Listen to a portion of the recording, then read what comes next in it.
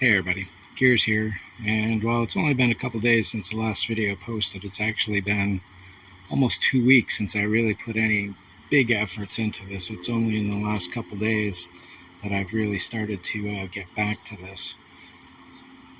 Wow, it's all down to 600 at this point. All of this noise in here is pretty much what I was seeing as far as the uneven paint, so I'm hoping that at this point that coverage is good, because I just spent hour and a half going over the same spots repeatedly. Up in here you can see this triangle that's going on. There's still a little filling in that to do, and this little bit is still wet. But overall, like I said, I just wanted to get a quick shot of this because I'm about to prime it, and let's see what it looks like in that case.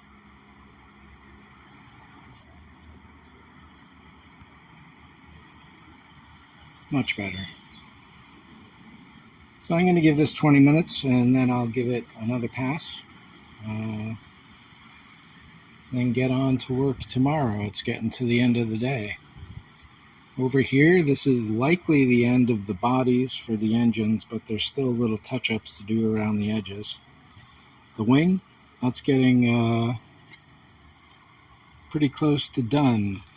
This was cut a little cockeyed, so I have to even that out.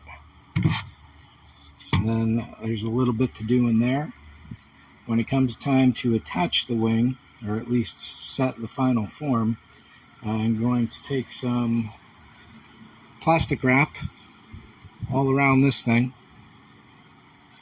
squish a bunch of Ava's epoxy into that shape, and then press this into place, and then theoretically the Ava's will bond to the wing and give me a perfect, or close to perfect, shape right there. So over on this side there's a little flattening in this area, and then some buildup right around the base rim right there. If it weren't for that sunlight, it'd be a little easier to see that little swoop there compared to what I need to put in right there. And then, depending on how bright this is on screen, we got the curvature coming in there, but there's a little fat right there.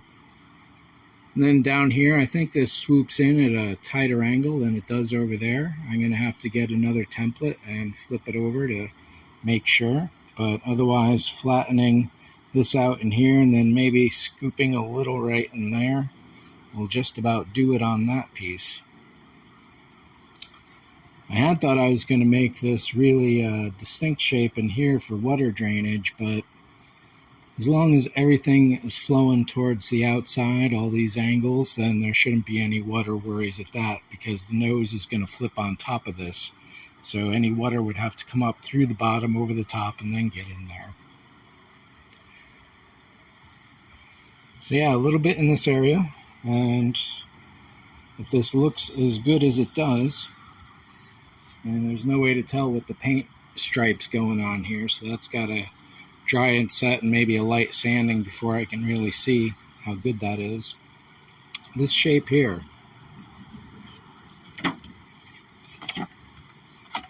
so I got that cut for it.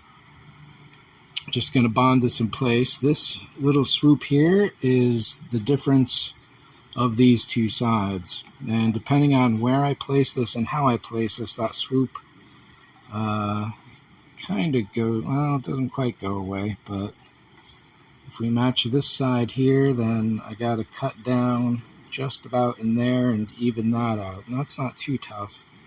However, this little foot here is sitting on top, so that may go even a lot lower. So I'm leaving that alone for the moment. And there's no point in throwing paint on this side because there's still a ways to go.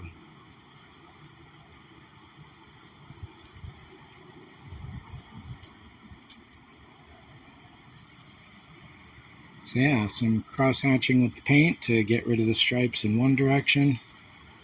Fill in this side, and I still have to remove another round of plastic on the middle there, and I'm pretty sure at this point I've decided to raise the turret 1/2 inch. So that's it for this one. Thanks for watching. See ya.